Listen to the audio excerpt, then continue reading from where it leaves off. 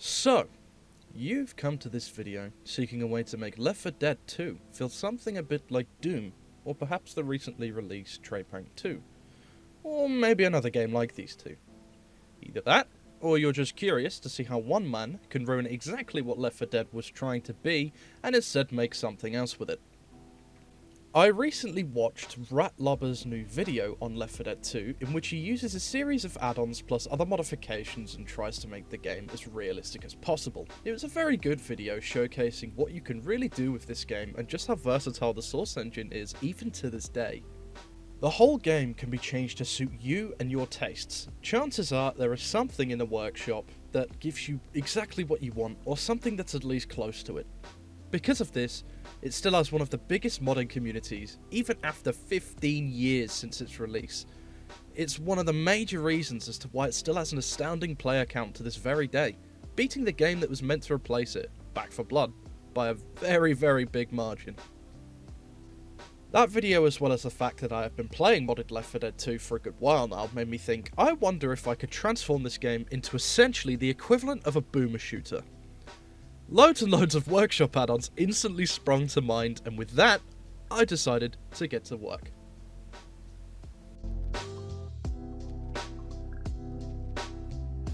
Now, this specific area is going to be quite subjective. Reason being is that I personally prefer modded weapons over the original. Ratlobber said it perfectly within his video, stating that the weapon models are absolutely amazing and still hold up 15 years later, but the animations really do leave something to be desired now. They just feel very stiff and artificial. This, along with the weapon sounds just not being overly punchy enough for me personally, makes them not feel as great. This tends to bring me out of the experience when I play Left 4 Dead, and it's not as nowhere near as enjoyable. So I personally prefer to change the guns with some from the workshop. Now, before you get your pitchforks out and tell me, the guns feel great for the game and they're perfect for me, please remember that these are subjective. You're more than welcome to use which add-ons you wish, or even the vanilla guns if you prefer. I just don't. Does that make me an awful human? No. That being said, there are so many amazing weapon add-ons within the Steam Workshop. You've got something for everyone there. From Modern Warfare 2019 to Modern Warfare 3 2023 add-ons that bring the amazing models, animations and sounds from that game into this one, to the complete other end of the spectrum, guns with weird anime skins on. Seriously. What the fuck is this As I say, just pick the ones that work for you and make you feel badass. Whether that be the depraved weeaboo shit or the vanilla guns as mentioned, there's something for everyone. You can also find plenty of add-ons that change the throwables and melee weapons as well. Just like the Modern Warfare ones, there are loads of Modern Warfare themed melee weapons and even one for the throwables, so you can get a much more realistic feeling set of melee weapons and molotovs and pipe bombs and all that stuff. But, you know, just as long as you enjoy whatever you pick, that's what counts. Now, this chapter, we'll be covering some of the effect changes you can have to make you feel like you're even more like the Doomslayer within the world of Left 4 Dead 2. These aren't as game-changing as some of the weapons, but they can really add to the experience, making things a hell of a lot more intense and visceral, and also overall making the landscape in front of you feel a lot more immersive and just full of life. And that's exactly what we're after in this video. Before I start this, I just want to say that these add-ons will all be placed in a collection you can use, and can find that collection within the description of this video. In there you can choose whether you want them all, or want some of them, or obviously you don't have to do it if you want none at all, and don't take your fancy and want to use something else. As I say, it's all subjective. The astute of you may have noticed that the muzzle flash is incredibly intensified to almost movie-like standard. This is from an add-on which you are seeing on the screen right now. I wanted this as it just makes me feel like I was in some insanely intense action flick. Seeing these flashes just explode onto my screen every time the M16 fires gives me an emotional response like no other. It really makes me feel like I'm the protagonist in like Hardcore Henry or something. P.S. If you haven't seen that movie, then I definitely think you should. It's really, really, really good. This is way more badass in my opinion, and also works really well for what we're going for here. You may also like this add-on shown here. It kinda does the same thing as the previous one in the sense that it changes the muzzle flash of your weapons, but to a much more realistic extent. This might be the one for you if you're not into the whole Hollywood over-the-top exaggeration of the guns that they frequently exhibit, and that is, well, perfectly understandable. I know not everyone likes that sort of thing. This next add-on goes with the previous one, but can be used on its own or with any other add-ons you prefer. This is basically what it says in the tin. The default impact particles within the game are absolutely serviceable, with nothing really wrong with them. This add-on just ups the quality and the quantity of the dust and whatnot that's flung into the air once a bullet collides with a specific surface. It's not something you go out of your way to look for, but knowing it's there does make the experience a bit more intense and immersive, which definitely works for the type of atmosphere we are going for. The next add-ons are, again, quite subjective, but I personally think it adds an edge to it that really makes the whole collection come together, and so please I ask for you to stick with me here. There are tons of blood and gore mods on the workshop that change how the blood is shown. You can increase the overall quality of the blood by making it look a lot more realistic and upping the resolution than, it's different from the vanilla blood. Or you can even turn the gore factor up to 11 and add way more body gibs and blood that just make everything a million times more gory. Which in this case is what we're after. For this, I use these add-ons here, which do basically as they say. They make the zombies shoot out way more blood and explode into way more pieces when obliterated by a 12 gauge at point blank range. Something that is incredibly satisfying to do when chasing an experience like the one we're making here. Or even for vanilla Left 4 Dead, to be honest. The whole game is about slaughtering hordes of zombies, so why not do it with a little extra style?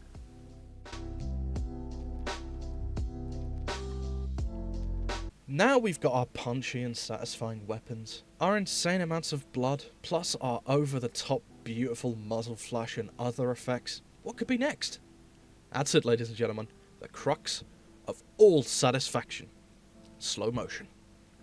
There isn't anything like blowing a zombie's head into 1,000 tiny little bloody pieces as his body turns into a fountain of bright red blood, but with the benefit of enough time on your side to see all the gory details. Well, with the aid of console commands, you can achieve exactly this effect, and it is truly as satisfying as it sounds. With this next section, we'll be covering how to use console commands to access cheats within the game that allows us to do these cool things and change how the game plays, essentially. So this is going to be quite advanced, so if you're not sort of ready for this, that's fair enough, but I will go into an in-depth tutorial telling you how to do this, so stick with me. To start this off, you're going to want to do some simple things. If you haven't already, you're going to want to go into your game settings, and then go into keyboard and mouse, and click on the option Enable Developer Console, and make sure that it is in fact set to Enabled.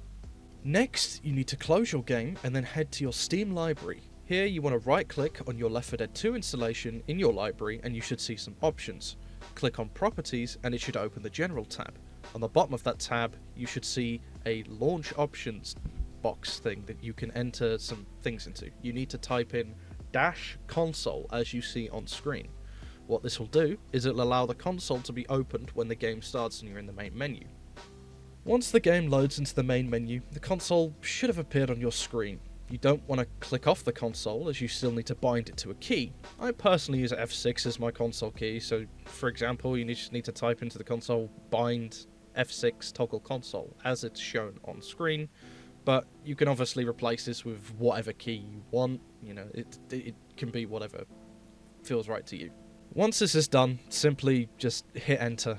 Pressing your allocated key once this is done should close the console. Simply press it again to reopen the console to see that you've done it correctly. If obviously it doesn't work, go back, repeat these steps, and it should work fine. Also, I'm unsure if this is just me, but I have to be hovering over one of the options within the main menu to open the console.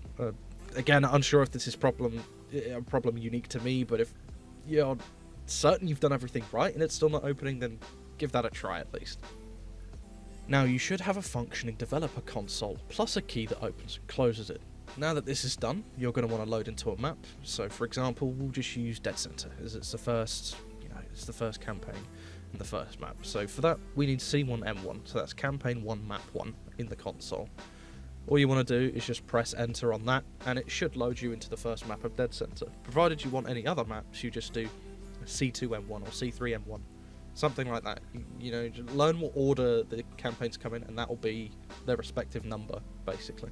Loading into a map this way will allow us to activate the cheat mode and therefore slow motion. So once you've loaded in, pause the game, open the console if it isn't already open, which it should be, but if not, then just open it. You'll want to type in SV cheats 1, or SV underscore cheats 1. That will enable cheats on the entire map. You'll know you've done it correctly if server CVAR SV cheats change to 1 appears in yellowish text below the command you previously typed. From here, you can mess around with certain commands like God mode and infinite ammo by typing in God1 and SV underscore infinite underscore ammo 1 respectively. I'll show those on screen now, so you can do those if you want. There are many other commands you can mess with, but for the purposes of this video, there are only 2 secondary ones we'll be using, which are the ones I've just shown. The main command you're going to need to activate slow motion is this. It's on screen right now, so feel free to copy it, and like I say, this can be a bit of a complicated process, so if you need to pause the video, then feel free. I also forgot to mention that for this, you might want to use 2 keys that obviously aren't used by the game, but are also easy to reach and close to each other. You can mess around with this command to find out which of the timescale would also suit you, 1 being normal game speed and 0.5 being half game speed, for example.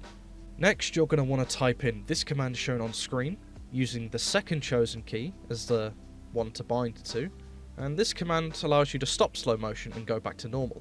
If you have 2 extra mouse buttons, then I personally recommend binding these commands to them, as they're easy to reach and just as easy to use in conjunction with your aiming. This is what I do, and I find it really easy to do, and they can be achieved by just typing in these instead of whatever key you put in.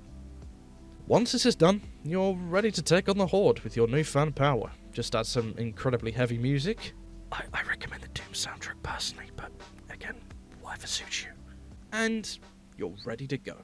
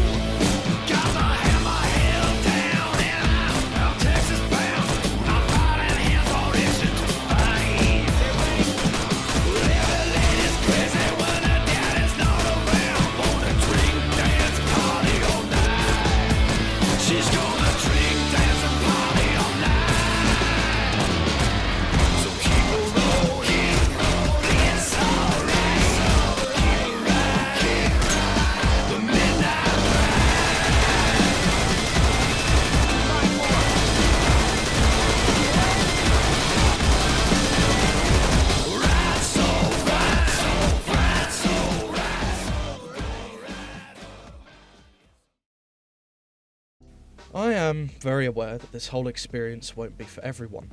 This was just something I wanted to experiment with and try to replicate the overall feeling of games like Doom and Ultra Kill within the confines of the mechanics of Left 4 Dead 2. As I said at the beginning of this video, I'm probably going to ruin the atmosphere and vibe that Left 4 Dead 2 was going for, but at the end of the day, I'm not trying to replace the original game. The original formula is great, and it needn't be tampered with in order to have a fun and fulfilling time. Sometimes it can just be fun to mess around and see what you can create, and sometimes that creation is just a full-on balls-to-the-wall experience that really gets the adrenaline flowing.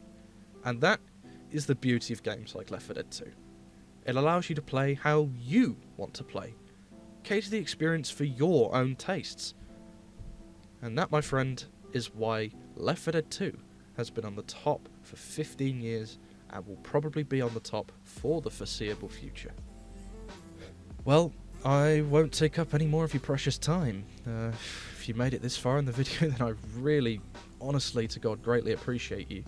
Seeing people enjoy these creations really does brighten my day and makes things a little bit better.